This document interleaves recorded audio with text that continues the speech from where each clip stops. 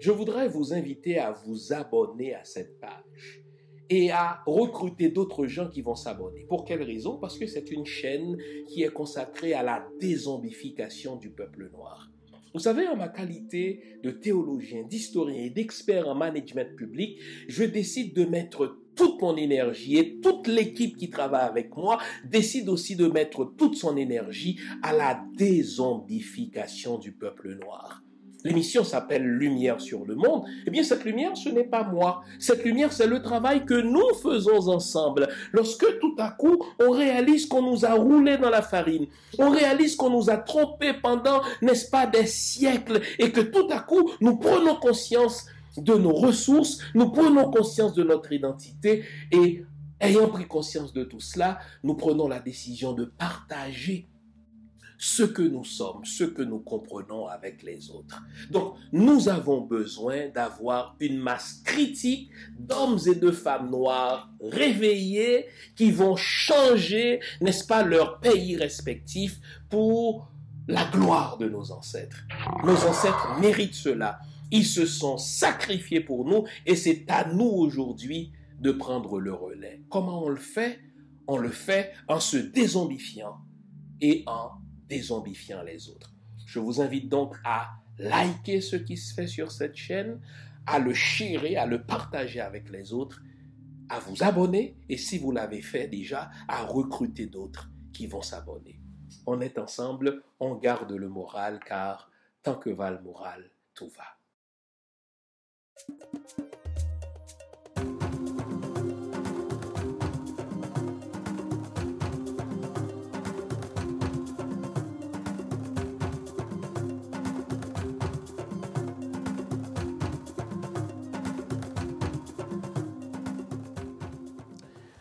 Bonjour mesdames, bonjour messieurs, bonjour le monde, bienvenue à cette autre édition de l'émission Lumière sur le monde. Comment allez-vous?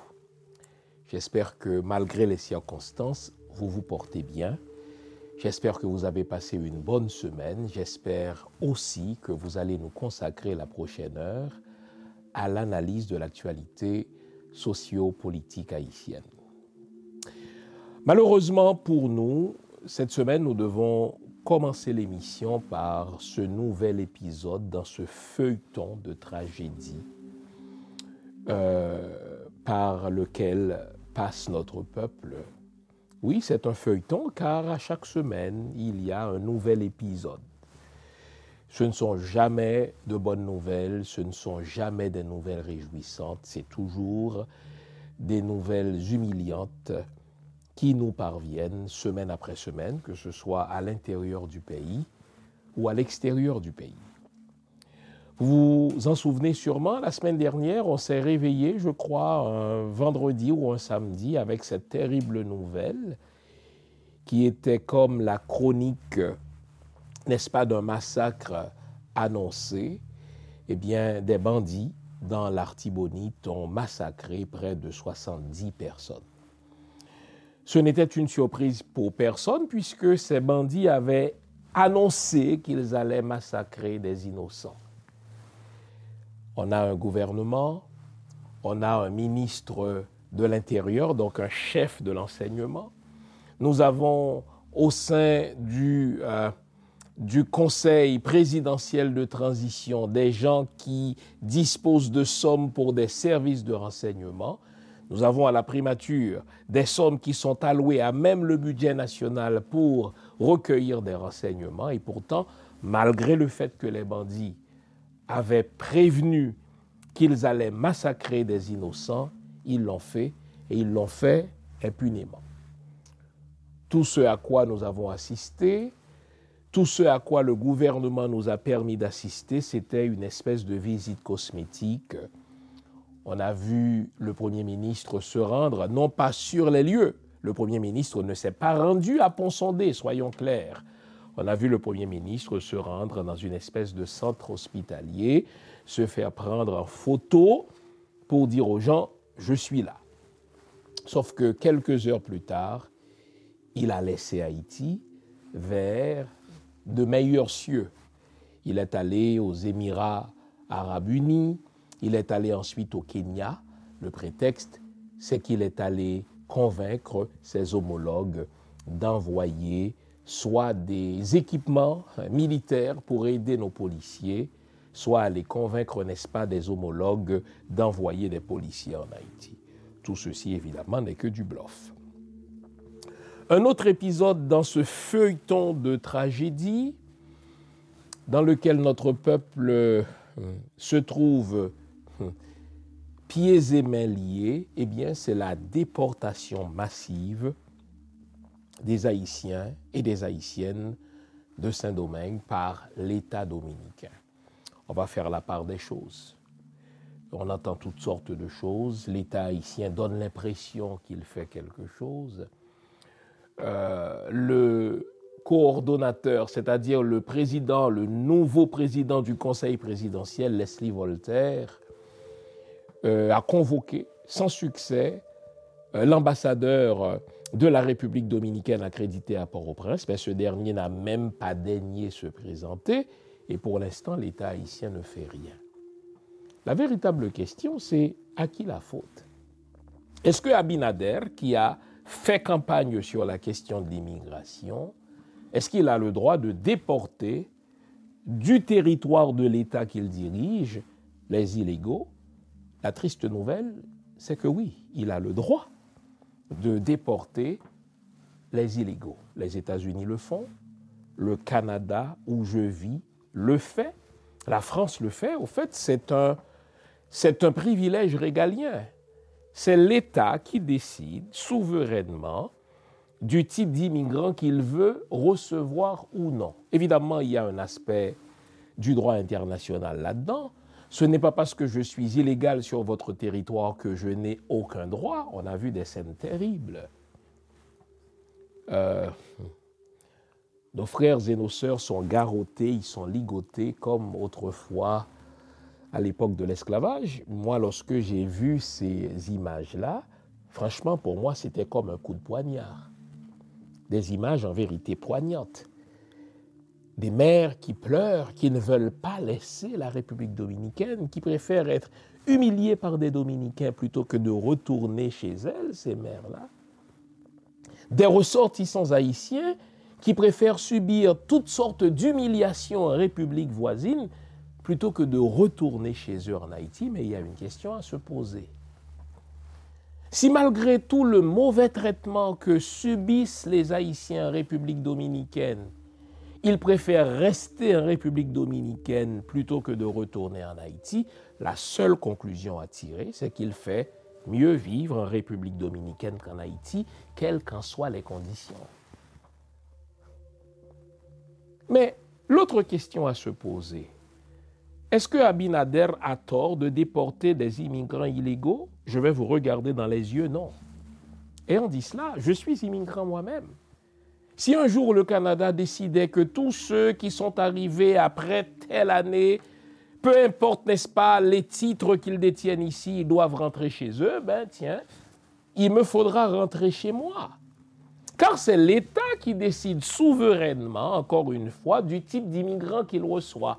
C'est l'État qui décide souverainement des conditions dans lesquelles il émet des visas, des conditions dans lesquelles il émet ou révoque une résidence permanente.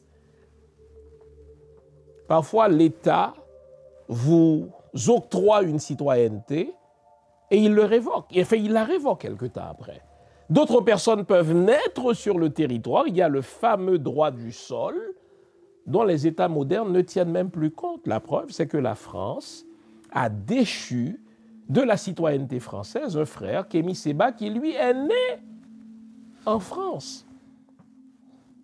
Mais il n'est plus français. Parce que l'État français décide, au terme de son propre droit, au terme de sa propre législation, que si telle personne qui détient une citoyenneté française fait telle ou telle chose, la conséquence, c'est que cette personne-là sera déchue de sa citoyenneté française. Et l'une des victimes, c'est justement Kémy Séba. Bien sûr que ça fait mal, on se dit, écoutez, ces pays qui se targuent d'être des États de droit, comment peuvent-ils violer leurs propres droits s'agissant des étrangers? Bien, c'est comme cela. C'est triste, mais c'est comme cela. La vérité, c'est que le scandale de la République dominicaine, il est médiatisé, mais tous les pays de l'Occident le font à une échelle moindre. Vous pensez que Biden n'a pas déporté des Haïtiens? Voyons donc. Est-ce que vous oubliez déjà ce qui s'est passé, je crois, au mois d'octobre 2021, quand des shérifs à la frontière du Texas et du Mexique ont chassé les Haïtiens avec des cordes comme des animaux?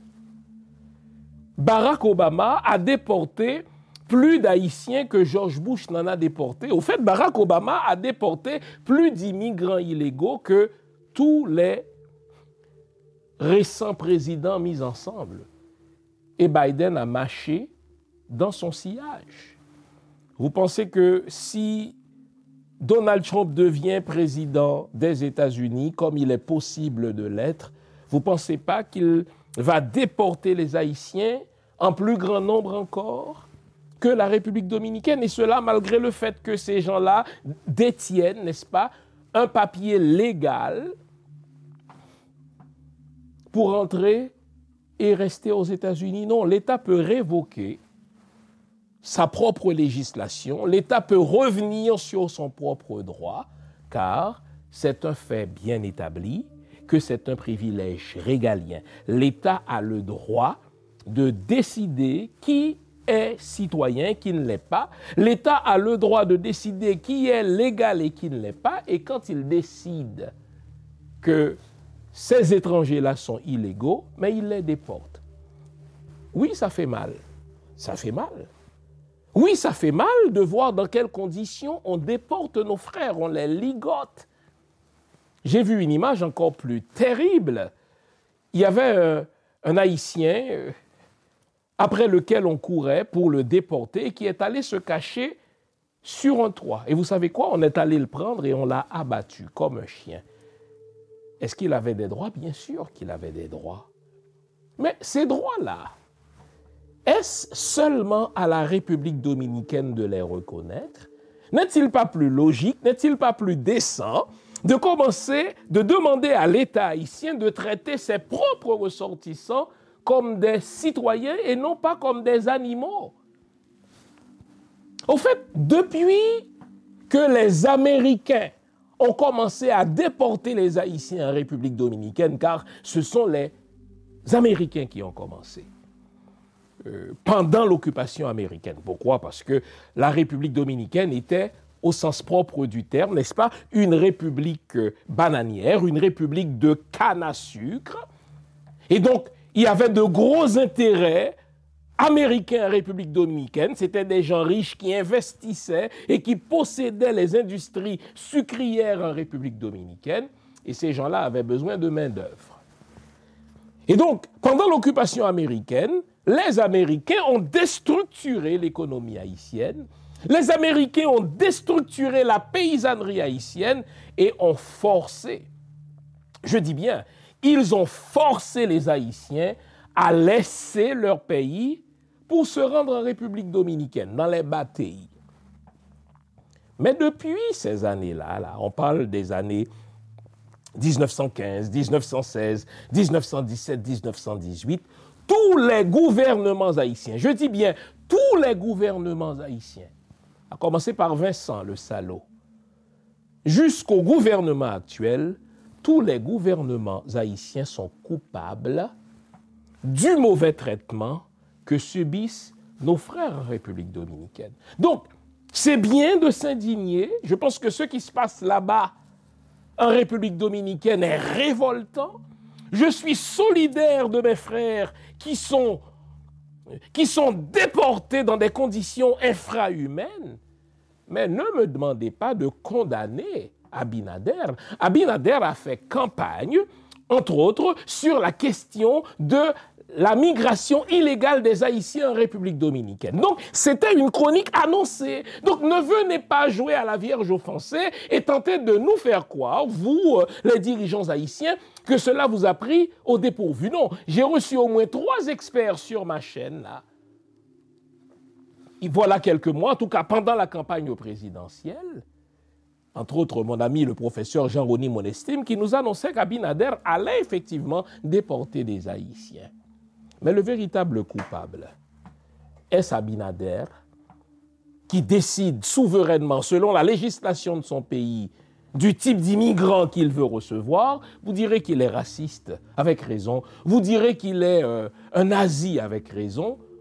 Mais Abinader n'a pas à être sympathique avec les Haïtiens. Abinader n'est pas le président des Haïtiens, il est le président des Dominicains. Il veut protéger son territoire de la migration massive qu'il appelle improprement de l'invasion des Haïtiens. Mais quand ça arrive, il faut nous poser des questions.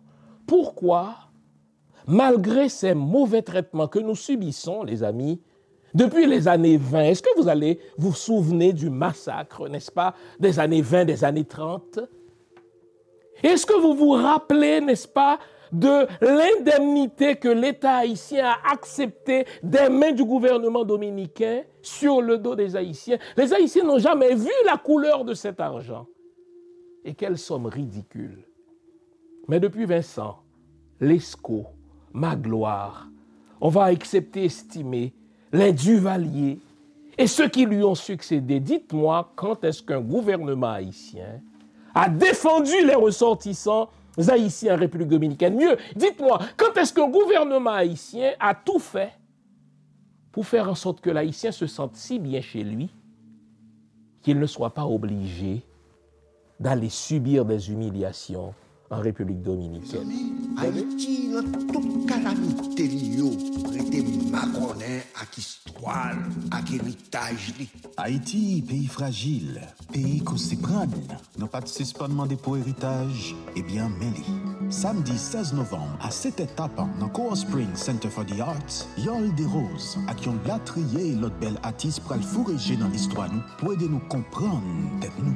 Héritage, c'est 10 belles artistes. La rôle 10 ans cette femme variante qui pas de chambre fait bac devant un ken sacrifice dans la bataille pour libération d'Haïti. Carole Demestre, Laurence Durand, Annie Allen, Béatrice Kebro, Misty Jean, Tiffane, Tafa, Riva, Daline Desca, Fatima, Michel Guillaume. Donald Théodore. Pour montrer l'humanité, rôle femme nous joué dans la construction nation rebelle nous en Haïti. Héritage, plus passer 40 artistes et techniciens scène qui portent coller pour présenter nous bel héritage ça. Héritage, une création à conception Yol des Roses Qui mettait avec Florence Jean-Louis Dupuis. pour mise en scène. Chorégraphe là c'est Jean-René Delsoin. Recherche historique, c'est Baila Bello. Héritage, samedi 16 novembre 2024 à 7h dans Coral Spring Center for the Arts, Vérité sous tambour. Quatre déjà disponible. En ligne sur ce théâtre là, ou soit dans le théâtre là même. Héritage, nous tous à content. Pas dit nous pas de connaître. Vous savez, la plupart des dirigeants haïtiens ont des biens en République dominicaine. Il y en a qui ont marié leur fille en République dominicaine. Pour quelle raison? Parce qu'il n'y avait pas de sécurité en Haïti. Puisqu'il n'y avait pas de sécurité en Haïti, plutôt que de régler le problème de l'insécurité, mais ils ont choisi d'aller marier leur fille. Il y a de l'insécurité en Haïti. Plutôt que de régler l'insécurité, ils disent, écoutez, on ne peut pas investir en Haïti. Devine, ils vont investir en République dominicaine. Nos étudiants ne peuvent plus fréquenter nos écoles, n'est-ce pas, en Haïti. Devinez quoi? Les dirigeants envoient leurs enfants soit en République dominicaine ou à Miami pour étudier. Alors, le jour où Donald Trump décidera qu'il va chasser les Haïtiens, le jour où François Legault, le Premier ministre du Québec où je vis, décidera qu'il chassera tous les Haïtiens, mais plutôt que de me plaindre de François Legault, plutôt que de me plaindre d'Abinader, plutôt que de me plaindre, n'est-ce pas, de Donald Trump, mais regardons notre nombril, posons-nous la question, pourquoi un Jean-Fils Aimé se sent-il obligé de rester au Canada, mais parce qu'il ne fait pas bon vivre en Haïti? Pourquoi, malgré les humiliations que subissent les Haïtiens, n'est-ce pas, aux États-Unis, on a vu ça, pourquoi choisissent-ils de rester et d'ignorer les menaces, n'est-ce pas, de Donald Trump? Parce qu'ils se disent, quelles que soient les conditions, il fera toujours mieux vivre ailleurs qu'en Haïti. Moi, j'ai vu des Haïtiens pleurer, pas parce qu'ils sont ligotés. Ils pourraient se passer d'être ligotés, d'être garrottés par des Dominicains.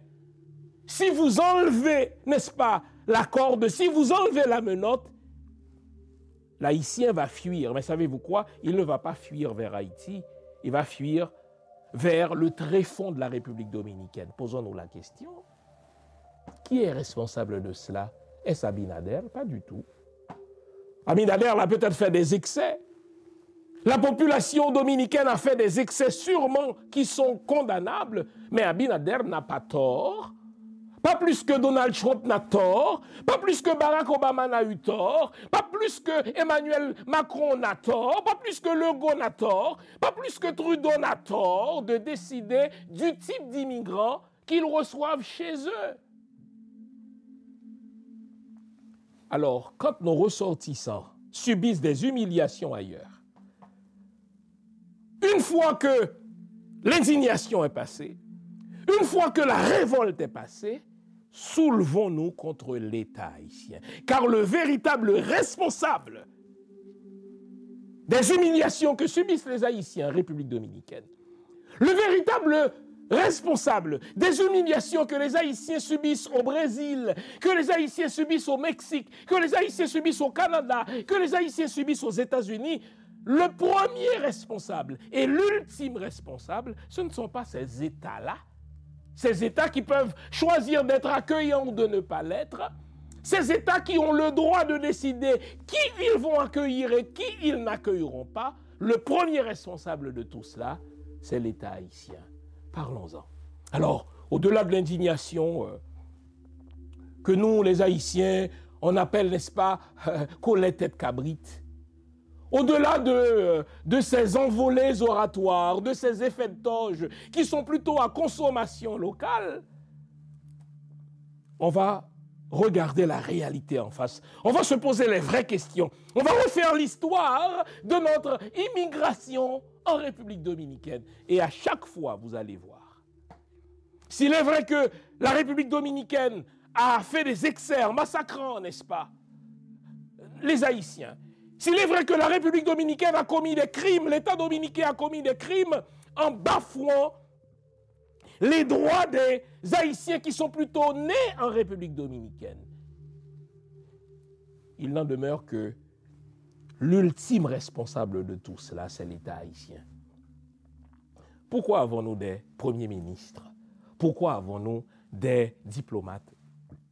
Pourquoi avons-nous des ministres de l'Intérieur? C'est des gens qui se remplissent les poches, qui investissent au contraire en République dominicaine, qui veulent au contraire faire la paix avec les Dominicains parce qu'ils ont des biens là-bas. Ils se foutent des Haïtiens. Quand l'État haïtien lui-même se fout des Haïtiens, comment peut-on se regarder au miroir et demander à Abinader de respecter les Haïtiens? Quand les divers dirigeants haïtiens, je vous le dis, depuis l'occupation américaine, les divers dirigeants haïtiens, les présidents qui se sont succédés, les premiers ministres qui se sont succédés, ils se sont tous foutus des droits des Haïtiens. De toute manière, chez nous, nous n'avons pas de droits. En Haïti, nous ne sommes pas des citoyens, nous sommes traités pire que des animaux. Comment pouvons-nous avoir le toupet de demander à Abinader de respecter nos ressortissants quand nous ne sommes même pas foutus de les respecter chez nous? On s'arrête ici. Je vous invite à vous offrir une bonne tasse de thé, une bonne tasse de café, une bonne tasse de chocolat chaud, car ce matin encore, nous allons nous dire les vraies affaires. À tout à l'heure. Samedi 19 octobre, de 7h PM jusqu'à minuit, c'est célébration 120e anniversaire Collège Notre-Dame. Joyeux anniversaire. Ah papa, Association Anciens Élèves Collège Notre-Dame, AACNDPS, a invité nous dans un grand gala de levée de fonds qu'a fait dans Platt Dodge Park Ballroom, 1132 Hempstead Turnpike, Franklin Square, New York. Ces belles retrouvailles, jour soit ça, il a profité honorer 3 personnalités qui marquaient histoire collège là, professeur Serge Firmin, ingénieur et professeur Rosny Félix, monsieur Franz Régis, orateur principal, docteur Jean Fizemé, animateur pour soirée, Barbie Odatrix et DJ Odatrix. Puis gros événement soirée ça, c'est réunion en pile gros musiciens professionnels qui passent collège là, cap réunis première fois pour animer partie dans ce programme ça, qui c'est CND Express All Stars. Paratelli, admission c'est seulement $150 par personne. Et tout cop qui ramassé pour aller aider collège là, nous devons supporter. Ticket on vente à Eventbrite. Ou sinon Carrelé 202 389 8009 ou 617 615 7017 ou www.escndps.org.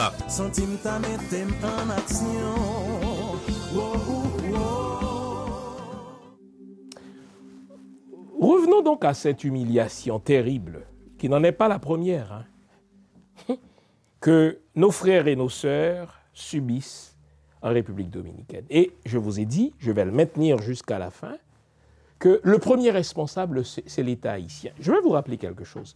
Vous vous souvenez quand l'assassin du nom d'Ariel Henry était au pouvoir, le cynique, le chien d'homme, lui c'est un chien d'homme. Vous vous souvenez quand il était au pouvoir, il était à la fois président, premier ministre. Les Haïtiens du nord-est d'Haïti, donc des Haïtiens qui partagent la frontière avec la République dominicaine, ont décidé que pour soutenir la production agricole, pour soutenir l'agriculture de leur zone, ils allaient creuser un canal pour arroser la zone. Vous vous souvenez de cela? Cette affaire de canal Pape Campé. Lorsque la population civile s'est prise en main et que Abinader a réalisé que maintenant, si les gens commencent à creuser un canal comme cela, ils seront moins dépendants de l'agriculture dominicaine, ils vont pouvoir aspirer à une certaine autonomie alimentaire. Abinader a commencé par nous menacer. Abinader a même envoyé son armée sur la ligne frontalière qui sépare Haïti de la République dominicaine. Je vous pose la question. Pendant ce temps, que faisait Ariel Henry à Port-au-Prince? Ariel Henry n'a jamais pipé mot dans cette affaire. Ariel Henry n'a jamais pris position pour défendre la population haïtienne, pour défendre l'agriculture haïtienne. Et pourtant, on avait Ariel Henry, Premier ministre, on avait un ministre de l'Agriculture, on avait un ministre de l'Intérieur, et tous ces guignols-là, pas un seul officiel haïtien ne s'est donné la peine de se déplacer depuis Port-au-Prince jusqu'à Fort-Liberté, ou en tout cas à Maribao, à Maribou, pour soutenir la population haïtienne. Non. Alors, dites-moi, entre Abinader, qui voyant les intérêts économiques de son pays menacés, a fait pression justement, mais en vain, sur la population haïtienne pour arrêter la construction du canal, et le gouvernement haïtien qui n'a même pas levé le petit doigt pour soutenir la population civile haïtienne, qui est le plus coupable? Abinader n'est coupable de rien. Abinader fait son job. Quel est son job en tant que président des Dominicains? Défendre les intérêts économiques dominicains, défendre l'agriculture dominicaine, défendre, n'est-ce pas, le territoire dominicain. Et entre-temps, que faisait Ariel? Rien. La population haïtienne a dû se prendre en main pour construire ce canal. Alors dites-moi, quand Abinader chasse des Haïtiens de la République dominicaine, bien sûr que ça fait mal. Je vais partager avec vous une histoire personnelle. J'ai un auditeur qui vit en République dominicaine. Il doit avoir peut-être 25-30 ans. C'est un jeune homme bien, un jeune homme intelligent, qui écoute les émissions, qui me fait des remarques. Et puis là, il m'appelle. Il me dit, docteur Fils-Aimé, là, j'ai un dilemme terrible. Écoutez bien, hein, ça doit faire 10 ans qu'il est en République dominicaine. Il n'était pas marié en Haïti, il n'a pas d'enfant. son père et sa mère sont morts. Il avait hérité de sa mère une petite maison dans le quartier de Mariani, je connais très peu Port-au-Prince, sauf que là, il en a été chassé par les bandits, là, les barbecues de ce monde, etc. Il se retrouve en République dominicaine. La République dominicaine, pour lui, c'est comme une espèce de havre, parce qu'il me dit, « Monsieur Fils-Aimé, si on me déporte vers Haïti, je n'ai aucun endroit où me rendre, je n'ai pas de famille, je suis enfant unique, mon père et ma mère sont morts, j'ai hérité de ma mère une petite maison et j'en ai été chassé par barbecue à la barbe de l'État haïtien. » Il se terre dans son appartement, il ne veut plus aller travailler parce qu'il sait que s'il sort travailler, il risque d'être arrêté et déporté vers Haïti. Il préfère se terrer dans son appartement plutôt que de prendre le risque d'être déporté en Haïti. Selon vous, qui a tort? Qui a tort? Qui est responsable de la précarité de ce jeune homme que j'aime bien? Qui est responsable, n'est-ce pas, du niveau de stress, bon Dieu, à peine supportable qu'il vit? Mais ce n'est pas Abinader. Lorsque sous Jovenel déjà, les barbecues, n'est-ce pas, prenaient toute une zone en otage et qu'ils chassaient, n'est-ce pas, les habitants de ce quartier-là, avez-vous vu l'État haïtien lever le petit doigt pour riposter à ces bandits? Non, au contraire. Au contraire. La ministre de la Justice et de la Sécurité d'Ariel Henry, Emily Prophète pour ne pas la nommer, que j'appelle une ministre d'Angrien car c'est une idiote, elle est allée dire à la télévision française que vous avez, ce sont des territoires perdus. Alors, si tout un pan du territoire de Port-au-Prince est considéré par l'État haïtien comme un territoire perdu, si toute la population qui vivait sur ce territoire-là a été déplacée sans que personne ne défende, n'est-ce pas, ses droits, les droits de cette population, pourquoi s'indigner contre Abinader qui dit, écoutez, on ne vous respecte pas chez vous, pourquoi moi je vous respecterai? Vous n'avez pas de droit chez vous, pourquoi moi je respecterai vos droits? Vous n'avez pas de dignité chez vous, pourquoi moi je vous conférerai de la dignité? Voyons donc. Abinader n'a pas tort. Tout chef d'État a le devoir de protéger son territoire contre des immigrants illégaux. Quand je dis ça, ça ne veut pas dire que je n'ai pas de sympathie pour mes frères qui vivent en République dominicaine. Au contraire, je vous aime. Je suis immigrant au Canada même après 36 ans. Vous savez quoi? Malgré mes 36 ans au Canada, il y a encore des Blancs qui me disent, mais d'où venez-vous là? J'ai 4 filles qui sont nées au Canada, mais on leur demande, mais d'où viennent-elles? Lorsqu'elles disent, mais je suis né ici, non, mais pour de vrai là, mais d'où venez-vous?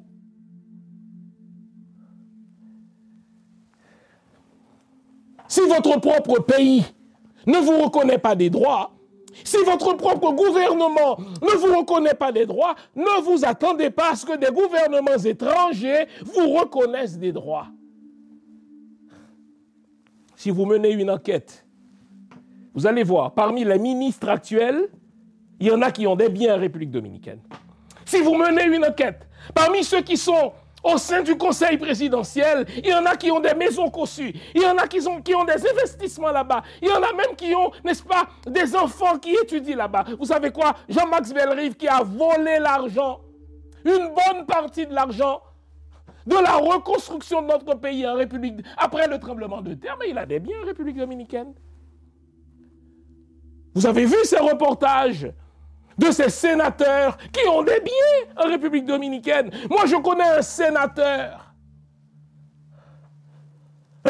du département du Sud-Est, qui, pendant le gouvernement de Martelly, vous savez, ce gouvernement était très actif dans la construction de certains tronçons de route. Vous savez quoi? Il s'est arrangé pour que ce soit des compagnies dominicaines qui raflent ce contrat. Pourquoi? Parce que sur chaque 1 kilomètre de route, on lui donnait $1 million américains en commission. Alors imaginez, si on devait construire 20 km de route, il a empoché $20 millions américains. Et devinez où est-ce qu'il a choisi d'investir, l'imbécile? Je le connais. Et si vous insistez, je le nommerai. Ainsi, devinez où il a choisi d'investir? En République dominicaine.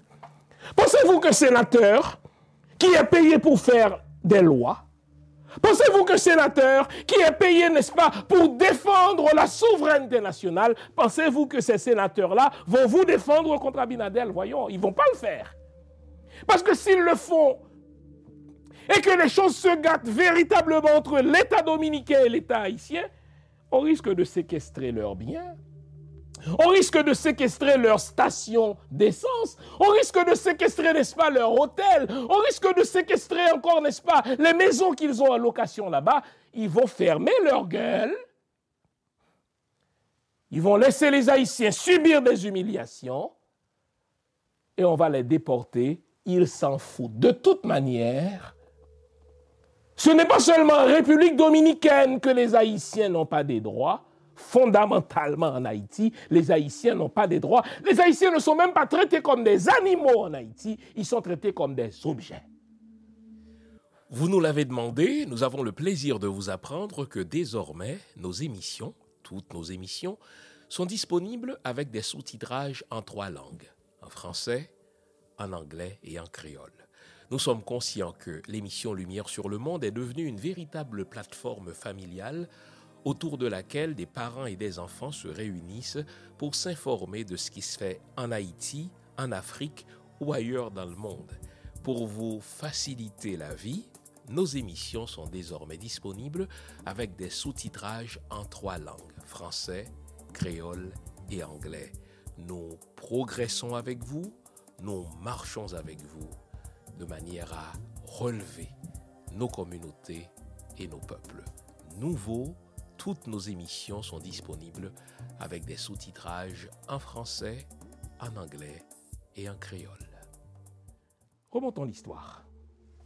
Je vous ai dit, avec raison, je suis historien de formation, que la déportation forcée des Haïtiens vers la République dominicaine, c'est l'œuvre des Américains. On a vu pourquoi. Parce que les Américains avaient des investissements dans les champs de canne à sucre, n'est-ce pas, de la République dominicaine. Ils avaient besoin de main-d'œuvre. Eh bien, ils sont venus chercher des Haïtiens qui sont taillables et corvéables à merci, selon la formule, n'est-ce pas, consacrée de Vincent.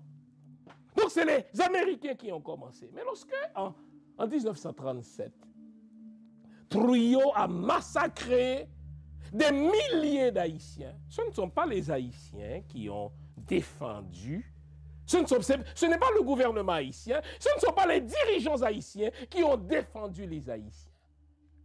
Et dans cette affaire d'indemnité, ce n'est même pas le gouvernement haïtien qui s'est battu pour avoir l'indemnité. Et lorsque finalement l'État dominicain de Trujillo a consenti une indemnité, c'était une humiliation parce que le montant était si ridicule que les journaux dominicains disaient que l'haïtien n'a à ce point pas de valeur aux yeux de l'État haïtien, que l'État haïtien reçoit pour chaque tête d'haïtien massacré moins d'argent que n'en coûtait un cochon. Et c'était ça les titres des journaux dominicains. La tête d'un Haïtien coûte moins cher qu'un cochon. En sorte que si on doit choisir entre abattre un cochon ou abattre un Haïtien, ça coûtera moins cher d'abattre un Haïtien. C'était sous Vincent et Vincent ne nous a pas défendus. Lescaut, si Lescaut est devenu président d'Haïti, c'est parce qu'il avait de bonnes relations en République dominicaine, car ce qu'on oublie, c'est que autrefois, pour être président en Haïti, il fallait soigner ses relations, bien sûr, avec l'ambassadeur des États-Unis à Port-au-Prince. Il fallait soigner ses relations avec le département d'État, mais il fallait surtout avoir, n'est-ce pas, de bonnes relations en République dominicaine. Et Lescaut en avait, mon Dieu. Et lorsque Lescaut est devenu président, il n'a jamais défendu les Haïtiens, honte à eux tous. Je dis exceptons, n'est-ce pas? Mettons de côté, car c'est une exception estimée. Même à gloire, qu'est-ce qu'il a fait le salaud? Est-ce qu'il a défendu les Haïtiens contre les humiliations qu'ils subissaient en République dominicaine? Il s'en est moqué comme de son premier caleçon. Les Duvalier, il touchait de l'argent sur le dos des Haïtiens, il les déportait Ils signaient des contrats avec l'État dominicain. Ils empochaient les Duvalier l'argent et ils livraient les Haïtiens. Comme des moins que rien. Les Haïtiens étaient traités moins bien que les esclaves autrefois. Et la grosse panique, c'était à chaque fois que l'État dominicain disait qu'il allait déporter les Haïtiens, c'est l'État haïtien qui avait peur parce que ces gens-là risquaient de se soulever. Mais dites-moi, je vais vous poser la question. Je suis haïtien. Vous êtes haïtien. Je ne suis plus en Haïti depuis plus de 35 ans maintenant. Mais vous qui êtes en Haïti, dites-moi, quels sont vos droits? On va essayer de faire une petite esquisse. On va commencer. Toutes les chartes du monde vous reconnaissent, entre autres, le droit à la vie, le droit à la sécurité. Avez-vous droit à la sécurité? Port-au-Prince est contrôlé. L'agglomération de Port-au-Prince est contrôlée par des bandits. Que fait l'État haïtien? Rien. Les bandits contrôlent des pans de la capitale. Ça a commencé aux yeux du président Jovenel. Qu'est-ce que Jovenel faisait? Mais il avait des contacts avec eux. Avant Jovenel, il y avait des bandits qui kidnappaient des gens, qui assassinaient les gens. Vous savez quoi? Quand l'ONU partait à la recherche de ces gens-là, imaginez où est-ce qu'ils sont allés se cacher. Au palais national de René Préval. Honte à lui. Il y avait ce bandit qui assassinait, qui kidnappait des gens et qui avait ses entrées et sorties au palais national de René Préval. Et lorsque des officiers de la MINUSTA cherchaient à le piéger pour l'arrêter et le tuer, Préval a demandé pardon. Et vous savez quoi? Il s'est habillé en femme, il s'est déguisé en femme pour aller se cacher au palais national de René Préval. Il a dormi au palais national. Une fois, il est allé se cacher dans la voiture privée de la sœur de René Préval. Un bandit qui assassinait, un bandit qui kidnappait, eh bien, il avait des contacts avec le président. Il y avait un certain bandit du nom d'Arnel Joseph qui kidnappait, qui terrorisait des gens dans l'Artibonite. Vous savez quoi? On a découvert qu'il avait des appels téléphoniques privés avec un ancien premier ministre, Henri Séan, pour ne pas le nommer. Imaginez une fois, Henri Séan était dans un conseil de ministres. Qui est-ce qu'il appelle? Arnel Joseph, l'assassin. Et comment il s'appelle? Henri Séan s'est levé pour aller répondre à l'appel de Arnel Joseph. Bande de salauds. Et si vous fouillez, vous verrez que Henri Séan a des biens en République dominicaine. Si vous fouillez, vous verrez que, comment il s'appelle? Le salaud du nom de Michel Martelly, il a des biens en République dominicaine. Laurent Lamotte a des biens en République dominicaine. Mais vous savez quoi? Tous ces gens qui ont pris la population haïtienne en otage, qui ont séquestré des pans de la ville de Port-au-Prince, qui ont fait en sorte que Port-au-Prince, n'est-ce pas, désormais est habité par, si vous voulez, des zombies, des gens qui sont des déplacés chez eux. Tous ces présidents, tous ces premiers ministres sont en contact perpétuel avec ces bandits. Quand Michel Martelly devait laisser Port-au-Prince pour se rendre, n'est-ce pas, aux États-Unis, à Miami, devinez qui il appelait? Il appelait l'un des bandits. Des bandits qui terrorisent la population haïtienne pour dire à ces bandits, allez protéger ma maison, s'il vous plaît. Vincent n'avait aucun respect pour les Haïtiens. Magloire n'avait aucun respect pour les Haïtiens. Lescaut n'en avait pas. Les Duvalier n'en parlons même pas. Et ceux qui ont succédé aux Duvalier, avez-vous vu une fois un président haïtien ou un premier ministre se tenir debout, suspendre ses relations diplomatiques avec la République dominicaine pour faire respecter la population haïtienne? Non, ils ne vont jamais le faire. Pourquoi? Parce qu'ils ont une peur bleue. Si les Dominicains décident effectivement de déporter tous les Haïtiens vers Haïti, ils sont foutus. Parce que ces gens-là vont avoir des exigences. Alors, je vous ai posé la question. Avez-vous des droits, vous, en tant qu'Haïtien? Parlons du droit de la sécurité. Vous n'y avez pas droit. On l'a vu? Ça, la semaine dernière. C'était quoi? Vendredi ou samedi dernier? Les bandits de l'Artibonite, après avoir annoncé leur massacre, sont passés à l'acte. Que fait Kony? Il vient, il fait une petite photo. Lui, ce qui l'intéresse, c'est les photos. Et moins de 2 jours plus tard, il a pris l'avion, il est parti aux Émirats Arabes Unis. Ah mais là, il dort dans des hôtels 5 étoiles. Là, il mange, pas vrai? Il laisse les Émirats Arabes Unis, il s'en va au Kenya. Pourquoi? Pour recevoir des fleurs. On aurait dû lui lancer des pierres à ce crétin. Et le prétexte, il va signer des accords avec ces pays pour nous aider. Que le colon me guette. Mais que le colon me guette. Dites-moi, si vous avez un Premier ministre qui vous prend au sérieux, pensez-vous qu'il va laisser le territoire pour lequel il est payé, pour la sécurité duquel il est payé, et ce qu'on y est d'autant plus un salaud qu'il est le ministre de l'Intérieur. Ça veut dire qu'il est le numéro 1 du service de renseignement de ce pays. Il est payé pour ça.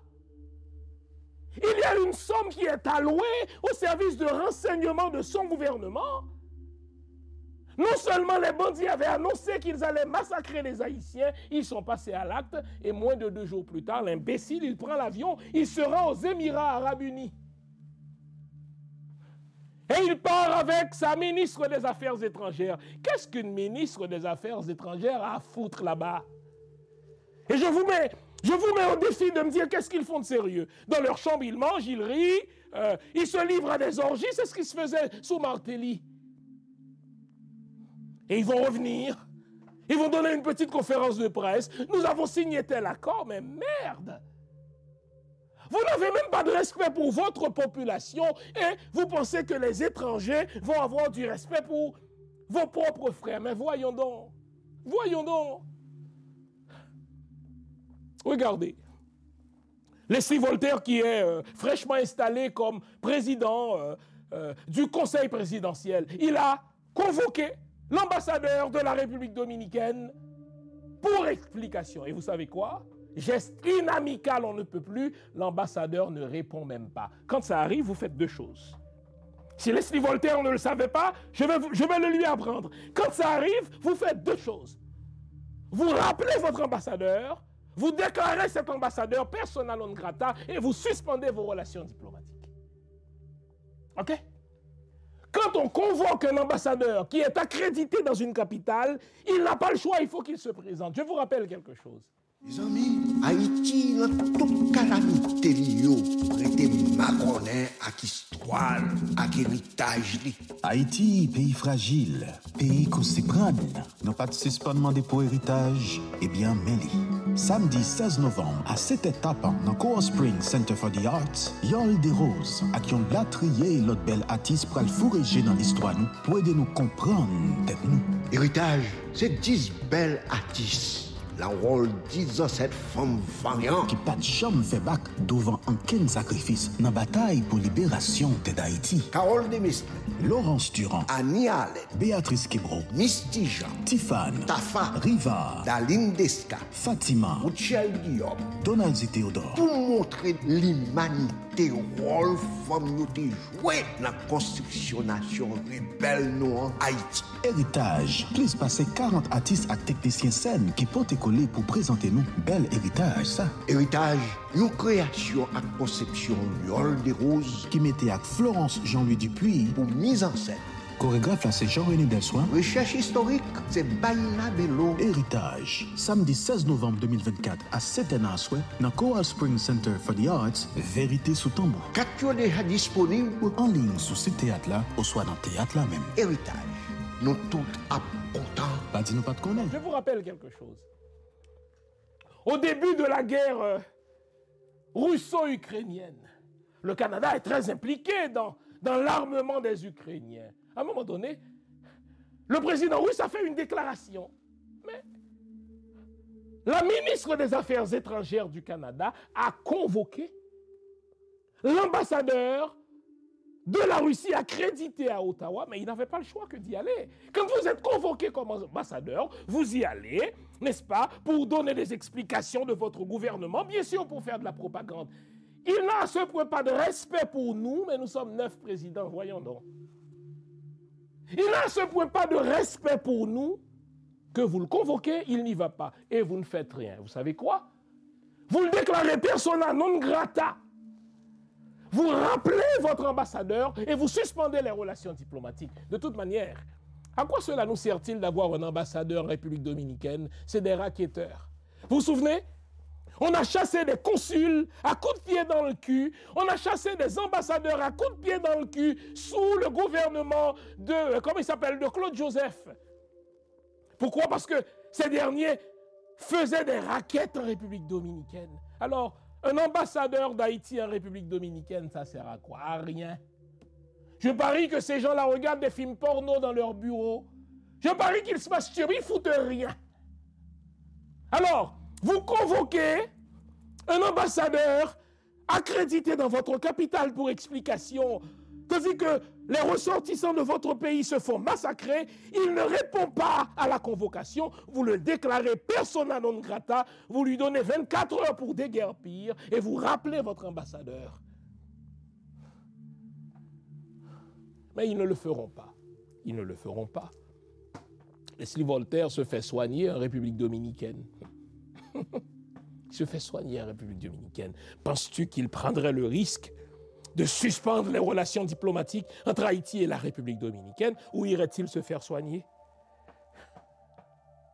Alors parlons, revenons à la question de nos droits. Droit à la sécurité. On a vu que l'État haïtien fait litière de ce droit-là. Il s'en fout. Droit à l'éducation. Beaucoup de nos jeunes qui finissent leur secondaire ici, qui n'ont pas les moyens de venir au Canada, qui n'ont pas les moyens d'aller en France comme cela se faisait autrefois, qui n'ont pas les moyens d'aller, n'est-ce pas, à Miami, où est-ce qu'ils vont à l'école en République dominicaine? Mais le droit à l'éducation est reconnu par la Constitution haïtienne. L'éducation devrait être gratuite. Il me semble qu'il y a des taxes qu'on prélève sur les Haïtiens vivant à l'étranger pour subventionner l'école haïtienne. Dites-moi, depuis quand l'État haïtien a-t-il présenté un rapport? Depuis quand l'État haïtien a-t-il rendu des comptes sur cet argent qui est recueilli sur chaque dollar que tu envoies en Haïti? Nesmi Maniga a détourné ses fonds. Laurent Lamotte les a détournés. Comment il s'appelle? Michel Martelly a détourné. Jovenel Moïse a détourné. Tout le monde a mis les pattes là-dedans. Entre-temps, une bonne université en Haïti est devenue quelque chose de si rare que nos enfants sont obligés d'aller subir des humiliations en République dominicaine pour étudier. Mais le droit à l'éducation, c'est un droit reconnu. Avons-nous le droit?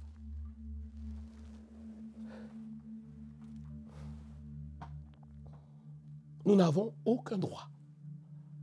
L'État haïtien ne nous reconnaît aucun droit. Les dirigeants haïtiens ne nous reconnaissent aucun droit. Alors, même si c'est terrible ce que nos frères subissent en République dominicaine, vous savez quoi? Au tréfonds de leur âme, ils disent « Je préfère être humilié aux mains des Dominicains parce que mon propre État, mon propre gouvernement ne me traite pas mieux. » Faisons la pause. Je vous reviens après. À tout à l'heure. Samedi 19 octobre, de 7h PM jusqu'à minuit, c'est célébration 120e anniversaire Collège Notre-Dame. Joyeux anniversaire.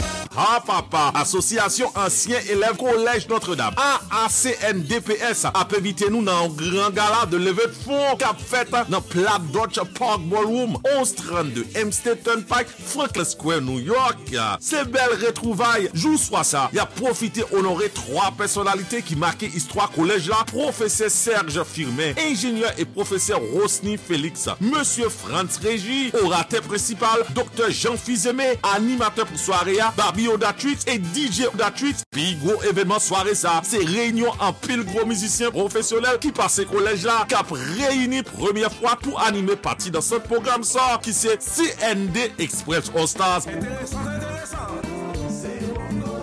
Baratelli. Admission c'est seulement $150 par personne. Et tout cop qui ramassé pour aller aider collège là, nous devons supporter. Ticket on vente à Eventbrite. Ou sinon Carrelé 202 389 8009 ou 617 615 7017 ou www.escndps.org.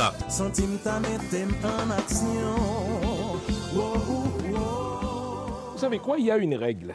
C'est une constante dans le comportement des nations. Aucun pays ne prend au sérieux un ressortissant étranger quand le pays d'origine de ce ressortissant-là va mal. Je vais reprendre pour vous. Et je vais vous donner des exemples. Aucun pays d'accueil ne prend au sérieux un ressortissant étranger quand le pays d'origine de ce ressortissant va mal. Vous savez ce qu'on subit là? Les Italiens le subissaient avant la Première Guerre mondiale. Au début du XXe siècle, jusqu'à 25% de la population italienne laissait l'Italie. Pour quelle raison? Parce qu'il y avait de la violence, parce qu'il y avait de la famine, parce qu'il y avait de l'instabilité, parce qu'il y avait du chômage, etc. On retrouvait les Italiens partout. On appelait justement l'Italie le grenier de la main-d'œuvre à bon marché pour tous les pays de l'Europe et de l'Amérique. Voilà pourquoi il y a presque 1 million, sinon un peu plus de millions d'Italiens au Brésil. Pourquoi? Parce que les Brésiliens allaient partout. On leur bottait le cul à travers l'Europe parce que c'était l'un des pays les moins avancés avant la Seconde Guerre mondiale. Jusqu'à 25% des Italiens laissaient l'Italie. Ils se rendaient aux États-Unis. Aux États-Unis, on les méprisait. Vous pensez qu'on aimait les Italiens autrefois? Mais voyons donc. Voyons. On les chassait. Ils vivaient littéralement dans des ghettos. On leur refusait des postes parce que ça allait mal dans leur pays. On a commencé à respecter les Italiens à l'étranger quand l'Italie a commencé à régler ses propres affaires à l'interne. Et là, aujourd'hui, être italien, manger dans un restaurant italien, avoir un nom italien, ça devient prestigieux, mais on oublie que pendant la première partie du XXe siècle, les Italiens étaient traités comme des chiens à travers l'Europe. On les chassait, entre autres, en France. Deuxième exemple, les Juifs. Vous connaissez l'expression « juif errant » ? Eh bien, c'est parce que depuis l'an 70 de notre ère, on a chassé les Juifs, n'est-ce pas, de Jérusalem, et depuis ce temps-là, ils ont traîné leurs bosses partout. Être juif, c'était une insulte. Se faire traiter de juif, c'était l'insulte suprême. Voilà pourquoi on les retrouvait partout et ils changeaient leur nom pour cacher leur identité. Et je vais vous le dire comme historien, savez-vous que avant même que nous ne soyons arrivés, nous les Africains, nous les Noirs, à Saint-Domingue, mais il y avait déjà des Juifs en Haïti. En particulier sous Henri IV, le roi Henri IV qui a publié l'édit de Nantes, qui est un édit de tolérance religieuse, qui permettait, si vous voulez, la pratique de toutes les religions, mais les Juifs ont dit amen, parce que ça leur a permis au moins de sortir la tête de l'eau. Mais se faire traiter de Juif, c'était une insulte, jusqu'à ce que, en 1947, ces derniers aient choisi de se donner un pays, même s'ils ont volé la terre des Palestiniens, soyons sérieux. Et à partir de ce moment, ils ont commencé à régler leurs affaires sur un territoire qu'ils ont déclaré leur. Et là, être juif aujourd'hui, c'est respecter. Morale de l'histoire. On ne respectera les Haïtiens que lorsque ça marchera en Haïti. On a beau être gouverneur général au Canada, on a beau avoir été gouverneur général pour être plus précis, on a beau être à l'Académie française, on a beau être, n'est-ce pas, ceci ou cela, universitaire, écrivain ou tout ce que vous voulez, on n'aura aucun respect pour les Haïtiens jusqu'à ce que ça marche en Haïti. On n'a pas de pays de rechange. Alors, cette humiliation, cette déportation massive que subissent nos frères haïtiens depuis la République dominicaine vers Haïti, c'est une opportunité au fait. Quand on déporte nous, prend caille. les ministres qui ont des maisons, des ministres qui sont payés pour vous donner la sécurité, des fonctionnaires qui sont payés pour vous assurer un minimum de vie, des responsables de l'État, les hauts commis de l'État qui sont payés pour faire d'Haïti une terre vivable et viable et qui n'ont fait rien, qui continuent à empocher leur argent, marché prend yo. Il faut que cette affaire donne lieu à un gros déchoucage. On ne sera respecté en Haïti que le jour où l'État haïtien dirigera le pays comme il faut. On ne sera respecté comme haïtien le jour où nos dirigeants apprendront comment faire un pays. Puisqu'ils ne le font pas et qu'ils se font payer pour rien, marché prend yo en créole. Cette affaire doit donner l'occasion d'un déchoucage et que cette nécessaire révolution se fasse enfin. Tout le monde a peur de l'élection hautement probable de Trump. Pourquoi? Parce qu'il menace de déporter les Haïtiens. Ça me fait mal. Encore une fois, je me définis comme immigrant. Mais si jamais cela devait arriver, ça doit servir d'opportunité pour forcer les dirigeants haïtiens à gérer le pays comme il faut. Un si beau territoire. C'est la terre des dieux, au fait. Mais les salopards qui nous dirigent pour leurs propres intérêts. Ils ne pensent pas aux intérêts de la population. Et je vous le dis, mes frères haïtiens, vous qui serez déportés dans les prochains jours, vous avez droit de vivre sur ce territoire. Vous avez droit d'aller à l'école. Vous avez droit à l'eau potable. Vous avez droit à la sécurité. Si les gens qui ne sont payés ne vous fournissent pas la sécurité, faites-le vous-même. Chassez-les. Il y en a marre de ces dirigeants qui ont des hôtels en République dominicaine. Il y en a marre de ces dirigeants qui marient leurs enfants en République dominicaine. Il y en a marre de ces artistes qui, quand il y a des problèmes de sécurité en Haïti, vont faire leur bal, n'est-ce pas, en République dominicaine, plutôt que de se servir de leur influence pour faire pression sur les dirigeants haïtiens. Tout le monde s'accommode de n'importe quoi. Il n'y a pas d'école, on va à l'école en République dominicaine. Il n'y a pas de sécurité en Haïti, on va marier nos enfants en République dominicaine. Il n'y a pas de route en Haïti, on va passer nos vacances en République dominicaine. Il n'y a pas d'hôtel sécure en Haïti, mais on va dans des hôtels en République dominicaine. Bande de salauds.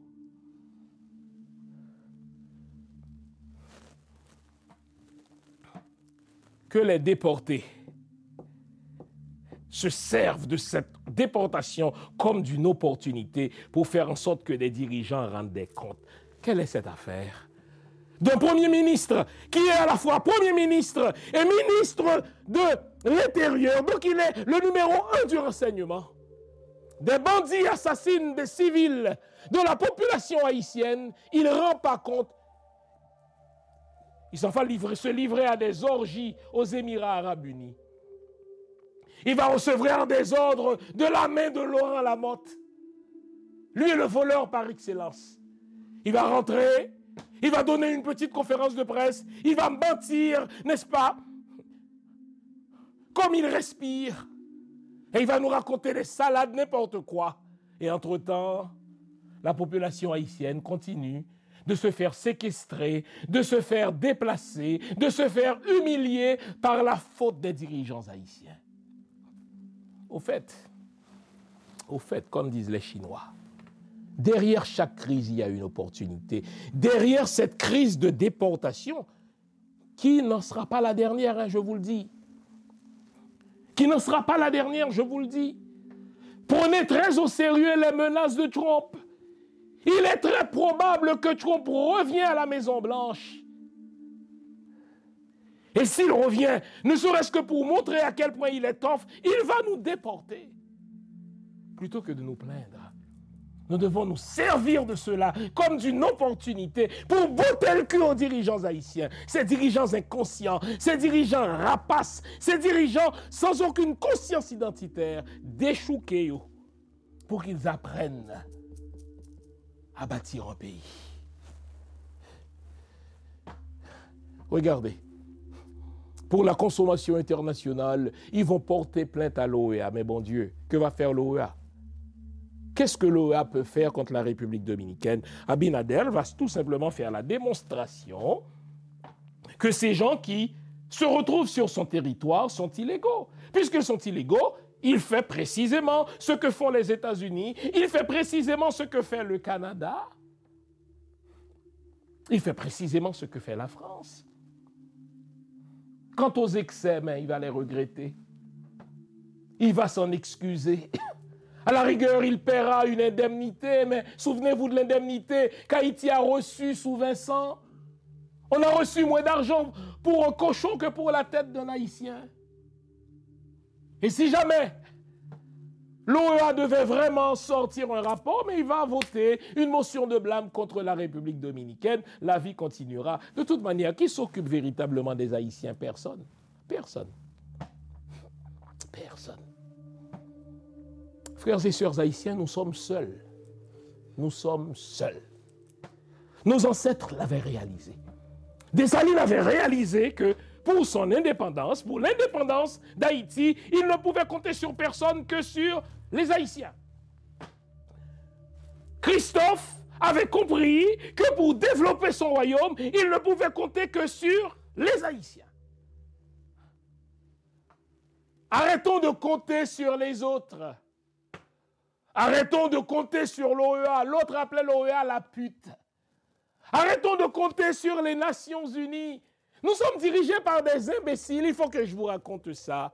Il y a peut-être que maintenant une dizaine d'années, en tout cas, c'était sous Jovenel. Et puis, il y avait une vague d'immigrants haïtiens qui laissaient le Brésil, qui laissaient le Chili, qui traversaient l'Amérique, qui se rendaient aux États-Unis par le Mexique et qui, par les États-Unis, entraient au Canada. Cette affaire avait fait un scandale, etc. On a rassemblé les Haïtiens, quelle humiliation, dans un stade, comme pour prouver que le Canada est envahi. Et vous savez quoi? Le gouvernement très imbécile de Jovenel Moïse a dépêché son ministre des Affaires étrangères, en la personne de l'imbécile Antonio Rodrigue, qui est aujourd'hui aux Nations Unies. Et vous savez quoi? Il est allé voir, pince sans rire, le gouvernement canadien et a demandé au gouvernement canadien de voir les demandeurs d'asile haïtiens pour les encourager. Mais quel imbécile!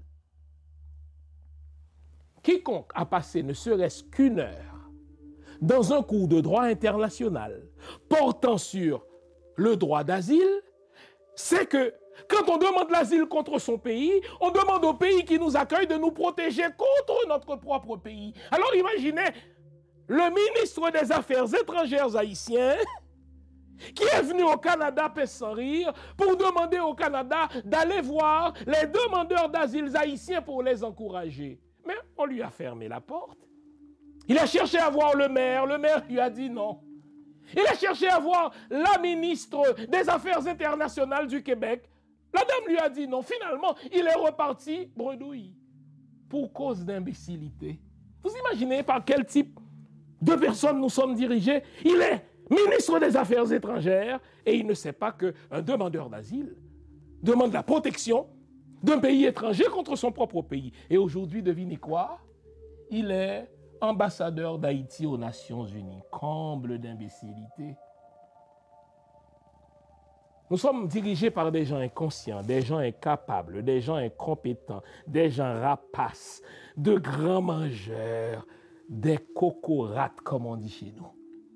Et voyez-vous, tout ce qu'on subit là, ce sont les effets de la cocoratisation de ce pays. On a l'impression que depuis que nos ancêtres sont morts, la génération des Christophe, et qu'on s'est laissé aller au brigandage de Pétion, ce pays-là n'est dirigé que par des cocorates, les uns plus cocorates que les autres. Jusqu'à ce que nous arrêtions cette cocoratisation de notre pays, nous ne serons respectés nulle part. Alors, que cette déportation qui est au fait une humiliation soit pour nous une opportunité. Rentrons chez nous, déchouquons nos dirigeants et qu'Haïti se prenne en main. J'espère vous avoir été utile, les amis. Gardons le moral quand même, car derrière chaque crise se cache une opportunité. Derrière cette crise de déportation se cache potentiellement une opportunité. On peut en profiter pour chasser nos dirigeants cocorates, pour mettre à la tête du pays des gens désormais compétents, des gens intègres, des gens dignes, qui vont vous reconnaître des droits. Car dans le moral, car tant que va le moral, tout va. Vive Haïti. Au revoir, bonne semaine.